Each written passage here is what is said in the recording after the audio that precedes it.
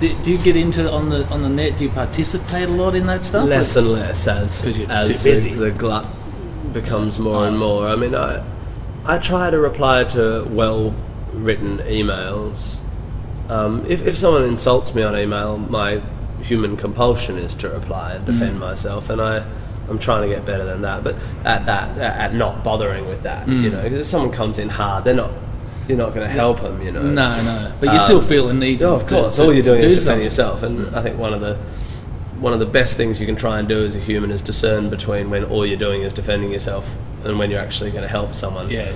And if you're not actually going to help someone, just shut up, just take the blow, and you know, turn the other cheek. That's their problem, as Josh would say. Yeah.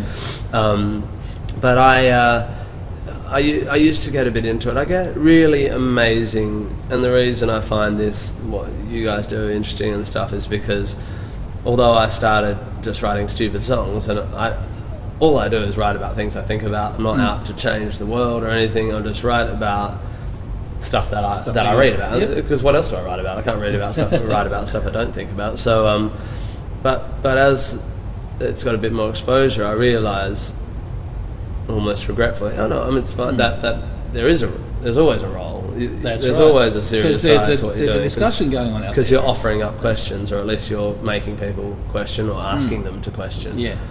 And there's some obligation to continue the dialogue if you do throw that out there. So if someone, I have amazing emails about people saying, thank you so much.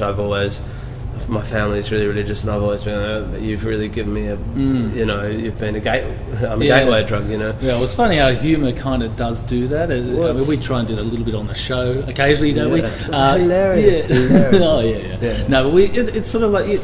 By pointing people at the absurdities, I think is a really good thing, because it just makes you can't defend something that's so absurd, and you can't defend. It's hard. Your defences are down when you're laughing as well, and when it's couched in music. I mean, all I'm doing is making things consumable that are otherwise difficult to consume. I mean, we were talking before we turned the thing on about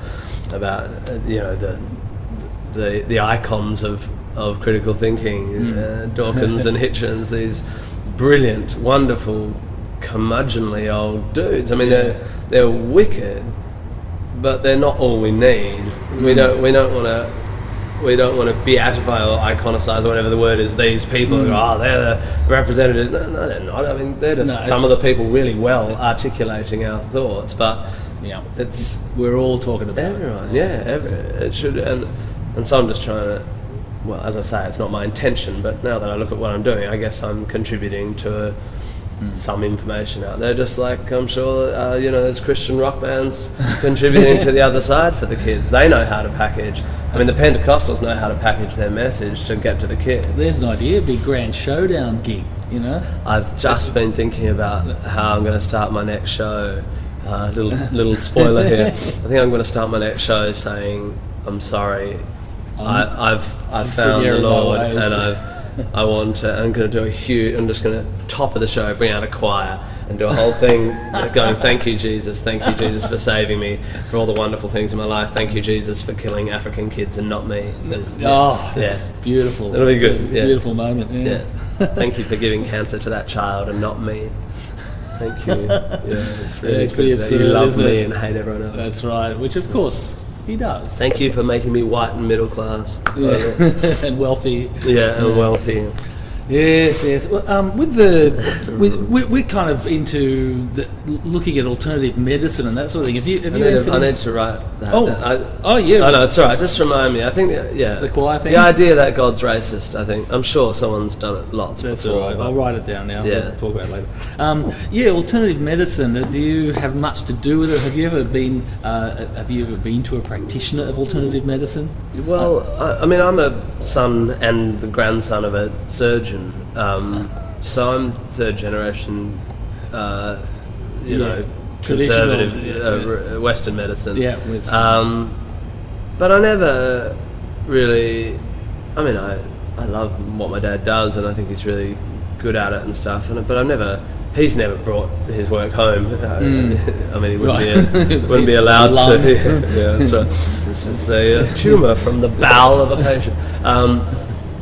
He'd probably get in trouble for that. But he's never sort of come home and talked about his work, nor put any pressure on any of his 4 kids to do it, and none of us have. But obviously, there's something in me that has that sort of my dad and my granddad's kind of very organised, Western brain thought, but brain style of thinking. But I never really thought it's quite recent for me, really looking into all that stuff, and I've always sort of taken echinacea when I get a cold and stuff. But I've always been inclined to go, to read the stuff and change my behaviour. So I eventually got pretty convinced that echinacea doesn't work, so I stopped taking it, and of course saw no difference in recovery. And I'm still trying to find out a bit more about vitamin C and stuff, because my understanding is now you have to absolutely mega dose. The only way it has any effect is if you basically get an injection of vitamin C in exactly the right moment, before but I don't know. Anyway, when my wife had my first daughter, and she had terrible pain breastfeeding and stuff, and we paid some ridiculous amount for a breastfeeding consultant who sent us to a homeopath, and so this is only 2 years ago, and I was pretty sure that was nonsense, but I didn't really understand what homeopathy was. Right. Oh, this is the mixing of it. Well, proper mega dilutions and scientifically impossible claims, physically impossible claims, and I just thought it was, as most people do, they just see it as sort of herbal, homeopathy and naturopathy and stuff. People just see it as bundle all together.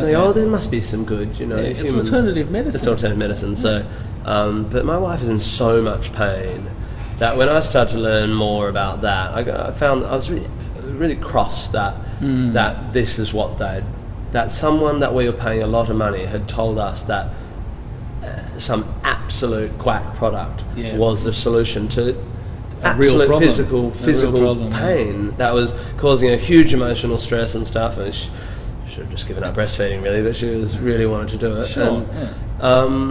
And then of course you look into it and find out they offer alternatives to childhood vaccines, and then you start saying they should be in jail, and then people write to you, and then you're online defending your claim. It's when the whole discussion gets going. And it's good, I recently did that. I wrote a reply to a homeopath saying I think people who offered alternative to childhood vaccines should be in jail because they're risking children's lives in a non-evidential mode, and I got huge. I posted it online and tweeted, do you think I should send this? Posted the reply online, do you think I should send this? And I've got whatever 10 or 11,000 people read my Twitter page, and bam, and fans of mine saying, I think why are you being so horrible to this person? Just because you don't believe it doesn't mean. And it was really good. That was actually, I felt a bit bad because I don't think that's not my job. That's your job. That's Ben Goldacre's job. My job is to be funny, and so I was a bit aware that I was crossing into,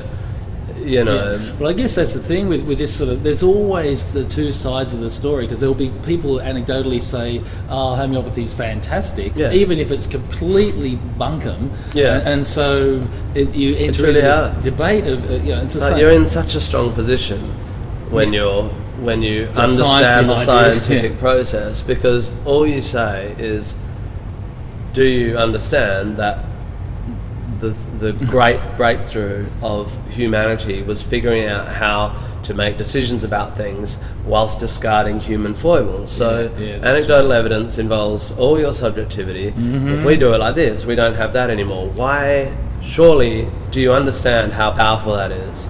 And if they don't, then that's what you have to explain to them. And there they are debating it on the computer. That's which is created by scientists. That's right. Only because it's